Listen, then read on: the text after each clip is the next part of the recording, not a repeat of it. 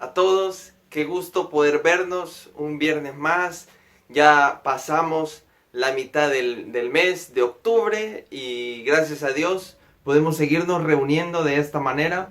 Quizás extrañamos mucho el poder tenerte ahí en la terraza y poder alabar juntos al Señor desde ese lugar y poder escuchar la palabra y luego compartir con el refrigerio del final. Extrañamos mucho eso, pero por el momento no es posible. Pero gracias a Dios tenemos estos medios para poder reunirnos de una manera virtual. Así que bienvenido a ti que te estás conectando en esta hora, este viernes. Qué bueno poder tenerte con nosotros y quiero que hagamos una dinámica ahora. Quizás no habíamos venido haciendo dinámicas y no te preocupes, no es una dinámica de que vas a tener que correr o que vas a tener que ir a traer algo. No, es algo sencillo. Si estás en Facebook, bueno, algunos están en YouTube también, pero si estás en Facebook, yo quiero que revises si alguno de nuestros amigos jóvenes de la iglesia faltan, que no están ahí conectados. Si tú estás en Facebook, puedes ahí revisar quiénes están conectados y puedes dar un like o puedes mandar un saludo, pero la dinámica va más allá de solo mandar un saludo o dar un like. La dinámica consiste en esto. Consiste en que mires quién falta y puedas mandarle un mensaje a esa persona que falta y puedas decirle, mira, ya estamos en la transmisión, ya estamos reunidos como eclesía. Así que tómate ese par de segundos ahorita para poder escribirle a fulanito, a menganito, no se llaman así, pero si vos tenés ahí el número de contacto, mandale ahorita un mensaje rápido y escribirle y decirle, ya estamos reunidos, conectate. Y animémonos juntos a poder aprender, a poder crecer en el Señor. La vida cristiana se trata de eso, de crecer en el Señor. Así que manda por ahí el mensajito a aquel amigo que sabes que nos veíamos el viernes en la terraza y podíamos compartir. Y quizás ahora se le ha olvidado o tal vez no tiene mucho deseo. Pues animémonos entre todos y mandemos ahí un mensajito diciendo, ya es hora, conéctate. Bueno, en lo que mandan ese mensaje, estamos con nuestro tercer viernes que llevamos esta nueva serie. ¿Te acordás del nombre? Marcas de un creyente. El primer viernes de esta serie solo pusimos las bases. Hablamos del por qué hablar o por qué tratar este tema de marcas de un creyente. El segundo viernes, que fue el pasado, estuvimos hablando de la primera marca de un creyente. Y este tercer viernes vamos a hablar de la segunda marca de un creyente. Y como les había venido diciendo, hoy tenemos un invitado especial. Nuestro amigo y hermano Kevin González, él nos va a estar compartiendo hoy la palabra. Así que animémonos juntos, escuchemos la palabra de Dios. Pero antes de darle el tiempo a Kevin para que nos comparta la palabra, yo quiero que hagamos una oración. Si ustedes se han dado cuenta en esta semana, estos últimos días, pareciera que hay un incremento de contagios, que hay un rebrote, y pidámosle al Señor que Él nos guarde, que Él no permita, si así es su voluntad, que esto se haga grande, sino que pueda Él pues mantenerlo pequeño, guardarnos de todo esto. Y no solamente en El Salvador, sino a nivel mundial también la cosa no ha ido muy bien. Pero la palabra de Dios dice que si 2 o 3 se ponen de acuerdo para pedir alguna cosa, en su nombre Él lo hará. Así que yo creo que habemos más de 3 conectados en este lugar y pidámosle al Señor que sea Él guardándonos, que sea Él protegiéndonos de todo esto y que no permita, si así es su voluntad, que haya un realce, un incremento de contagios en nuestro país. Oremos. Señor, gracias. Gracias porque tú has sido bueno con nosotros. Porque a pesar de tantas dificultades, algunos han enfermado, han perdido sus trabajos, pero tú nos has sostenido. Tú has sido nuestro médico, tú has sido nuestro pastor, y aquel pasaje del Salmo 23 se ha vuelto tan real, que tú eres nuestro pastor y contigo lo tenemos todo. Gracias, gracias porque nos escuchas. Y queremos pedirte en esta noche que, Padre, no permitas que esta pandemia siga creciendo.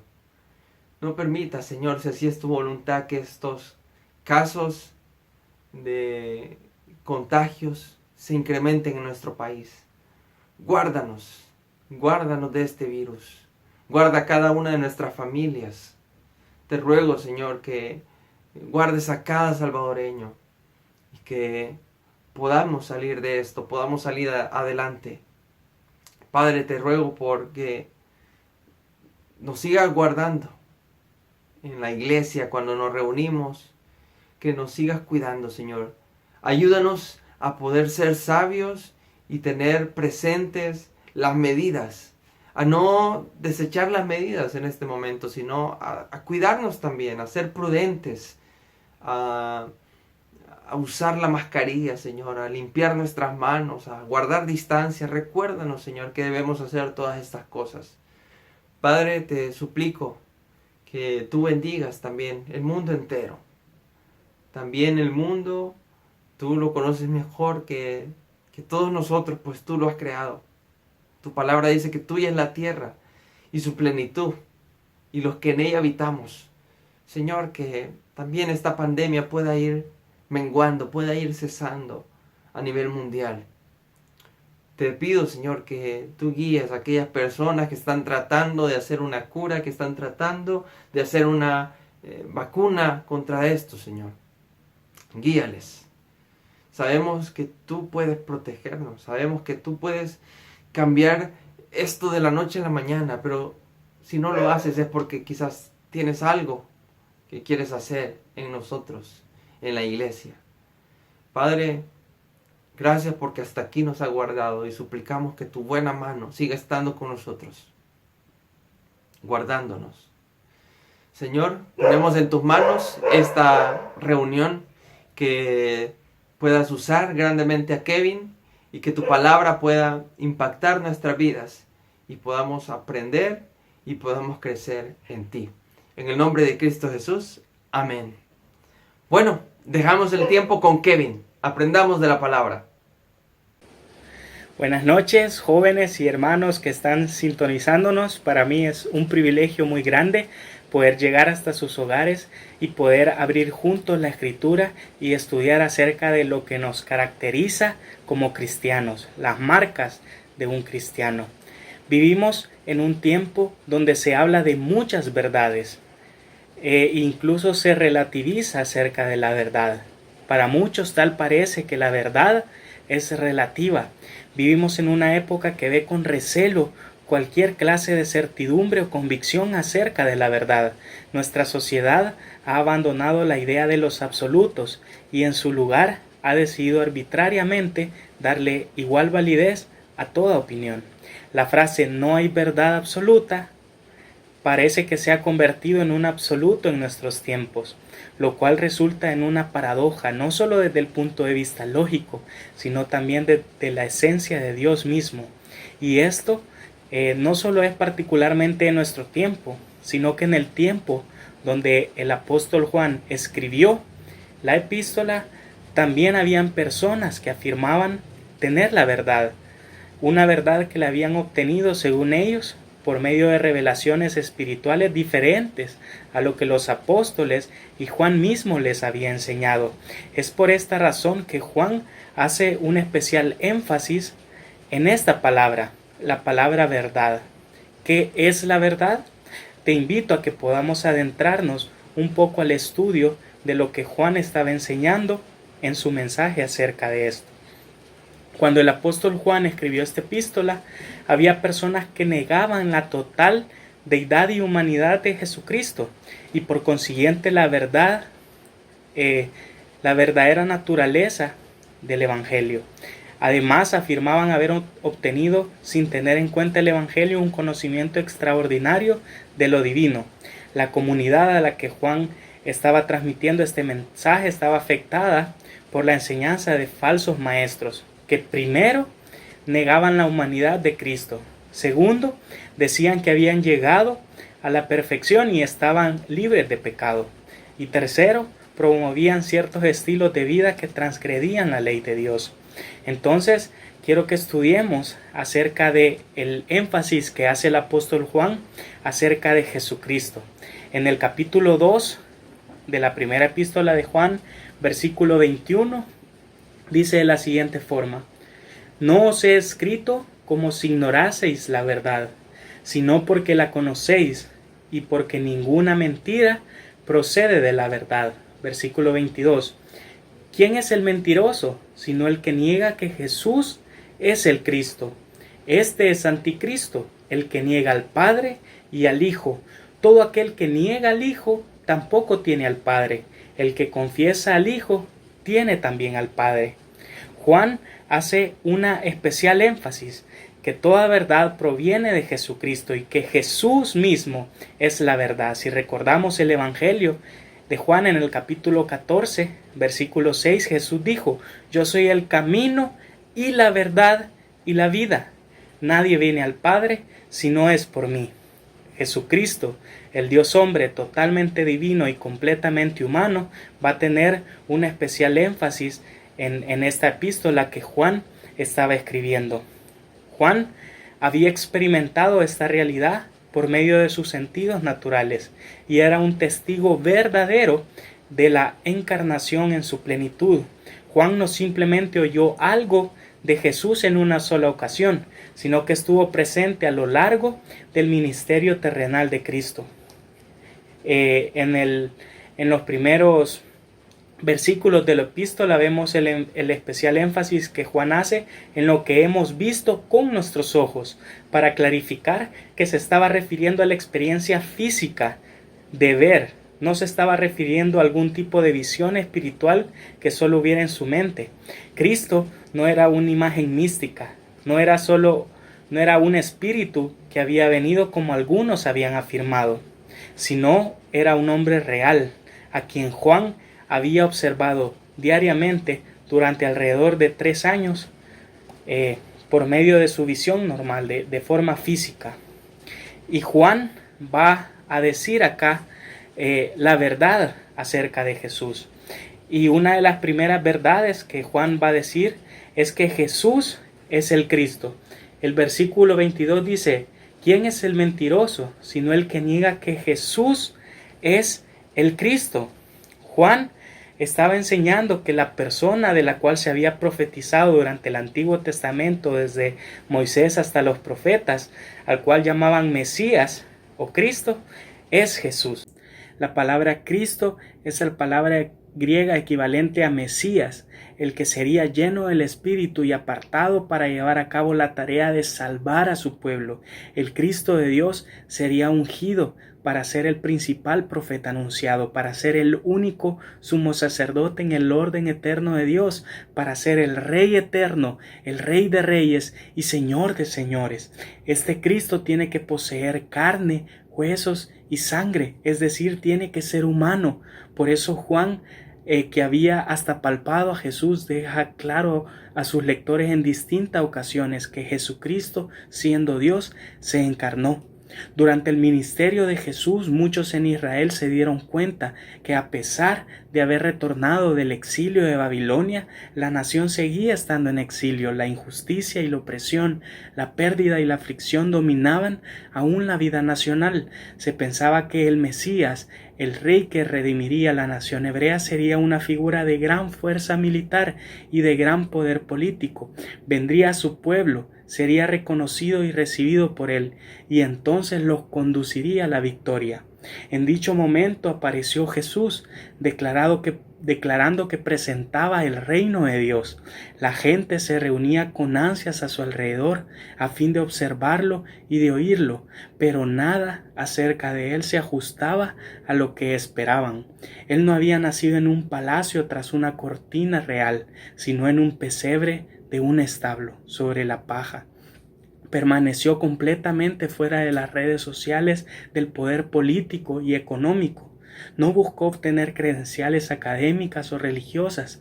Por último, al final de su vida fue crucificado fuera de las puertas de la ciudad, lo cual era un poderoso símbolo de rechazo de parte de la comunidad, una potente señal de exilio. ¿Qué había pasado? ¿Qué había sucedido? Cristo no había venido simplemente a liberar de la opresión política a una nación, sino a salvar a todos del pecado, del mal y de la muerte en sí. Por tanto, no vino en fuerza, sino en debilidad.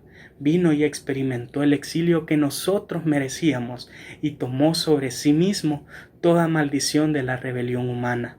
Jesús, sabemos, no solo murió, sino que al tercer día resucitó, quebrando así el poder de la muerte. En Hechos 2:24 dice: sin embargo, Dios lo resucitó, librándolo de las angustias de la muerte, porque era imposible que la muerte lo mantuviera bajo su dominio. Y como Él pagó con su muerte la pena por nuestros pecados, obtuvo la victoria sobre las fuerzas de la muerte y la destrucción.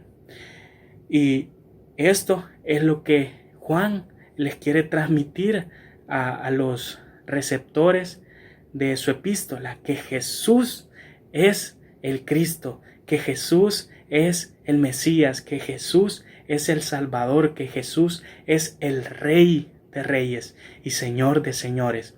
Y esta es una verdad que encontramos en la Escritura, en Filipenses 2, por ejemplo, que dice que nosotros, dice, haya pues en vosotros este mismo sentir que hubo en Cristo Jesús, el cual, siendo en forma de Dios, no estimó el ser igual a Dios como cosa que aferrarse, sino que se despojó a sí mismo, tomando forma de siervo, hecho semejante a los hombres, y estando en la condición de hombre, se humilló a sí mismo, haciéndose obediente hasta la muerte y muerte de cruz, por lo cual Dios también lo exaltó hasta lo sumo, y le dio un nombre que es sobre todo nombre, para que en el nombre de Jesús se doble toda rodilla, de los que están en los cielos, en la tierra y debajo de la tierra, y toda lengua confiese que Jesucristo es el Señor, para gloria de Dios Padre. Y esta es una verdad que como cristianos nosotros atesoramos, que Jesucristo es el Mesías, que Jesucristo es el Rey de Reyes, que Jesucristo vino para salvarnos de nuestros pecados y para que nosotros, al confiar en Él, a depositar nuestra confianza en Él, seamos salvos y que Él sea nuestro Señor. Esto es lo que Juan quería recordarles, esta verdad, que Jesús es el Mesías, que Jesús, que es Dios. En el capítulo 5, versículo 20, leemos de la siguiente forma. Juan capítulo 5 versículo 20. Pero sabemos que el Hijo de Dios ha venido y nos ha dado entendimiento para conocer al que es verdadero, y estamos en el verdadero, en su Hijo Jesucristo. Este es el verdadero Dios y la vida eterna. Juan estaba también manifestándoles a ellos esta verdad, que Jesucristo es Dios. Otro de los énfasis que hace Juan es acerca de que en Jesús no hay pecado. En el capítulo 3, versículo 5 dice que Jesús dice, y en Él no hay pecado. Jesús vino al mundo para poner su vida en lugar de nosotros. En primera de Juan 3:16 dice: en esto hemos conocido el amor, en que Él puso su vida por nosotros. Y habla también Juan acerca del sacrificio de Jesús, la propiciación por nuestros pecados. En el capítulo 2, versículo 2 dice: y Él es la propiciación por nuestros pecados, y no solamente por los nuestros, sino también por los de todo el mundo. El capítulo 4, versículo 10 dice: y envió a su Hijo en propiciación por nuestros pecados. La palabra propiciación significa satisfacción. La muerte de Jesús no solo expió los pecados, sino que satisfizo la ira de Dios contra el pecado. Nosotros merecíamos la ira de Dios, pero Jesús la soportó en nuestro lugar y eso satisfizo a Dios. Juan menciona también que Jesús es el único Salvador del mundo. En el capítulo 4, versículo 14, dice de la siguiente manera: y nosotros hemos visto y testificamos que el Padre ha enviado al Hijo, el Salvador del mundo. Juan deja muy en claro que solo hay un Salvador, utilizando el artículo el Salvador del mundo. No hay otro Salvador, solamente Jesús. Y esto es la marca de un cristiano, que reconoce que la persona de Jesús es el Salvador, es el Mesías, es el Rey de Reyes y Señor de Señores. ¿Eso es lo que crees tú? ¿Eso es lo que creemos como cristianos? Pues esa es parte esencial del cristianismo. Juan también enseña acerca de la persona de Jesús, que es nuestro abogado. En capítulo 2, versículo 1 dice: hijitos míos, estas cosas os escribo para que no pequéis, y si alguno hubiere pecado, abogado tenemos para con el Padre, a Jesucristo el justo. Juan hace mención que Él es nuestro abogado. Él es el Rey de Reyes, es el único Salvador, es el verdadero Dios, es el Mesías, es el Rey. Y esto, como cristianos, es fundamental en nuestra creencia. Creemos en un solo Dios y en un solo mediador entre Dios y los hombres, Jesucristo, hombre. Esto es vital en el cristianismo, es la esencia del cristianismo. Reconocer esta verdad. Esta verdad es fundamental en el mensaje que Juan quiere transmitir. Y por lo tanto, ¿cuál es la respuesta que nosotros debemos de tener ante la persona de Jesucristo? Primero, que debemos creer en Él. Un cristiano cree en la persona de Jesucristo. En el capítulo 3, versículo 23 dice: y este es su mandamiento, que creamos en el nombre de su Hijo Jesucristo. Ya que si tenemos al Hijo, tenemos la vida eterna, va a decir Juan. En el capítulo 5, versículo 11 y 12 dice que Dios nos ha dado vida eterna y esta vida está en su Hijo. El que tiene al Hijo tiene la vida. El que no tiene al Hijo de Dios no tiene la vida. Esto es una de las verdades que sustentan al cristianismo. Creer en la persona de Jesucristo como Mesías, como Salvador, como Señor, como Rey de Reyes, Señor de Señores. Él es todo para nosotros. Y no solamente debemos creer en Él, sino que Juan va a ir un paso más y va a decir: debemos permanecer en Él. En el capítulo 2, versículo 6 dice: el que dice que permanece en Él debe andar como Él anduvo. Y aquí tiene un especial énfasis en la experiencia diaria de vida.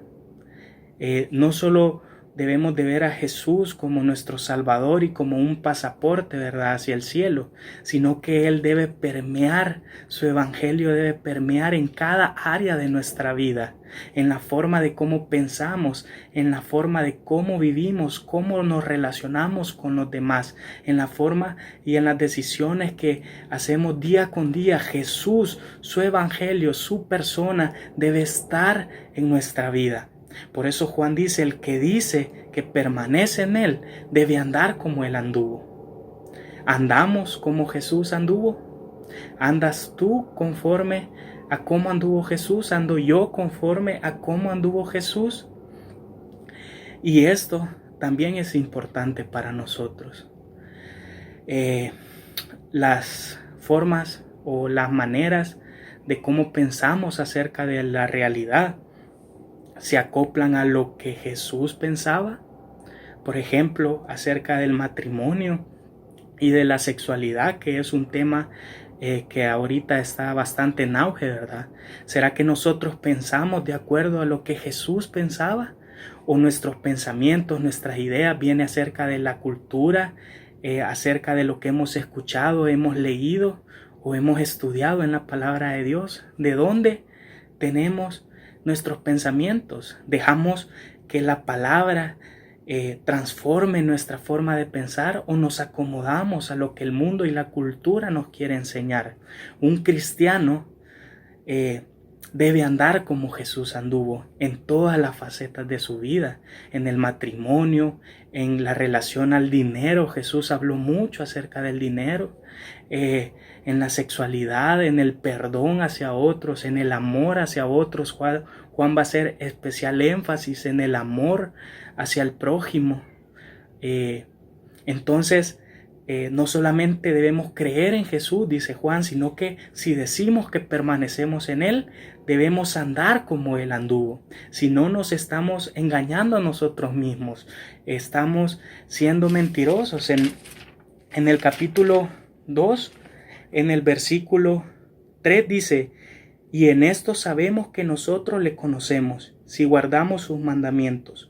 El que dice yo le conozco y no guarda sus mandamientos, el tal es mentiroso y la verdad no está en él.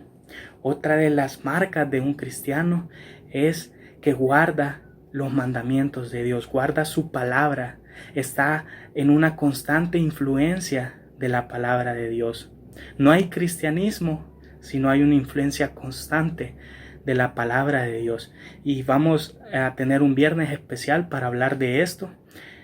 Otro de los temas que Juan va a desarrollar es acerca del pecado, que es otro de los temas que vamos a hablar en los viernes posteriores. Pero el de esta noche es acerca de la verdad. Un cristiano anda en la verdad y no en la mentira. Y ya establecimos que Jesucristo es Dios y este es el verdadero Dios. Jesucristo es el Mesías. Jesucristo es en quien nosotros debemos de creer. Y no solo creer, sino que permanecer en Él, andar como Él anduvo. Y la otra característica es cultivar esta relación con Él, una comunión íntima. Lo vimos el viernes pasado, ¿verdad? De la comunión. Nuestra comunión verdaderamente es con el Padre, dice Juan, y con su Hijo Jesucristo. Un cristiano no solo cree en Jesús, sino que anda como Jesús anduvo, pero también desarrolla una relación íntima con Jesús. En el tiempo de Juan, otro factor que estaba afectando era que muchos profesaban que ellos no practicaban el pecado, ellos estaban exentos de pecado.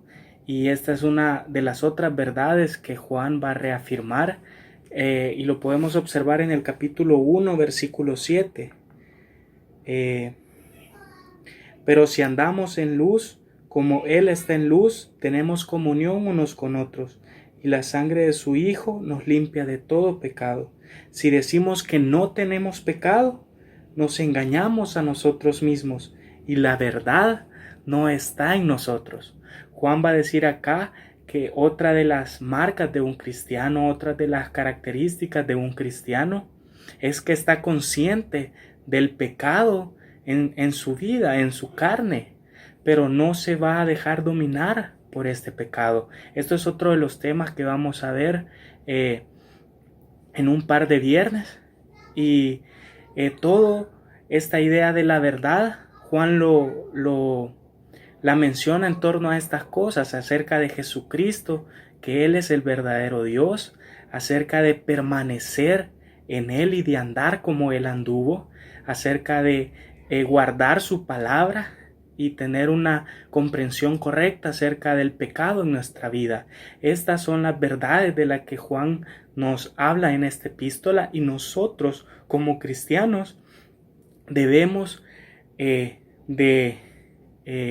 estudiar estas verdades y que estas verdades transformen las decisiones, transformen nuestros pensamientos y por ende las decisiones que nosotros vamos tomando en cada día. Y esto es muy importante para nosotros, porque en este tiempo que estamos viviendo acerca de tantas verdades que se escuchan, uno puede en las redes sociales, ¿verdad?, hallar tantas diferentes cosas. En YouTube puede escuchar tantas cosas acerca de esto, que la verdad es relativa. Pero cuando uno profundiza en la palabra del Señor, se da cuenta que hay verdades absolutas, y las verdades provienen de Él, provienen de Dios, porque Dios es verdad, Jesucristo es la verdad. Entonces nosotros como cristianos debemos de dejar que la verdad de la palabra transforme nuestra forma de pensar, no acomodarnos a lo que el mundo piensa, no acomodarnos a lo que culturalmente ya se va considerando aceptable, sino que debemos de tener una comprensión correcta de lo que Dios nos enseña para cada área de nuestra vida, y andar en la verdad y no en la mentira. Juan va a decir, si hay verdades absolutas, si hay verdades fundamentales en el cristianismo, y nosotros, si decimos que somos cristianos, entonces debemos andar en esa verdad.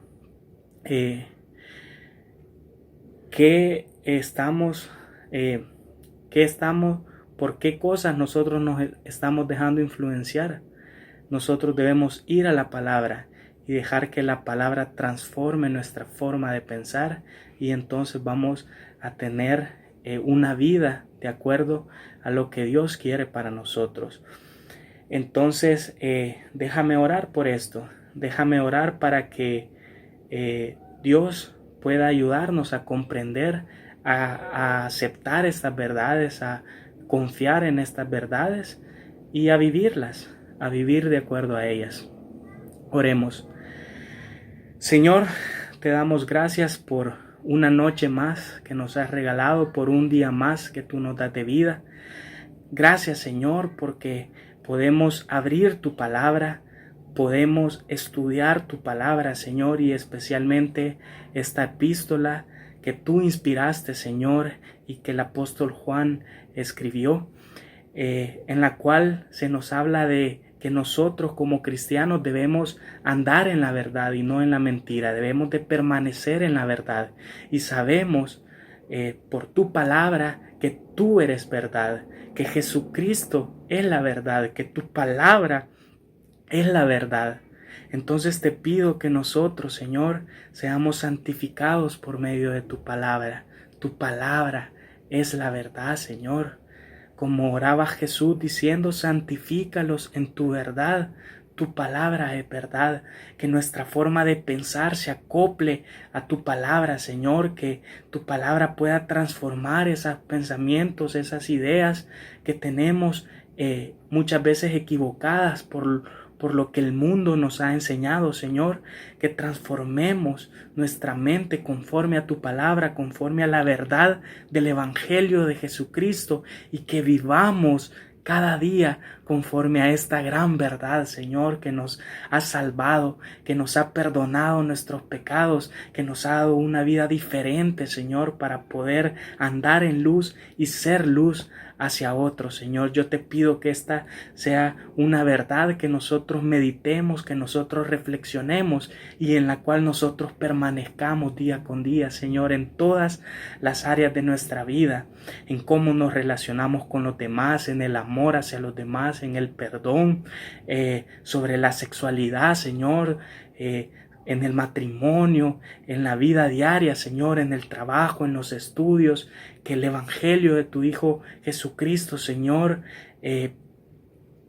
sea permeable en cada área de nuestra vida, Señor, para que nosotros vivamos de una forma que te glorifiquemos, Señor, a ti. Te pido esto, Señor, en el nombre de Jesús. Amén. Así que te dejo con ese reto, que creamos en la persona de Jesucristo, que lo adoremos con todo nuestro ser, que imitemos su forma de vivir y que lo anunciemos con nuestra voz. Que nuestro Dios te bendiga.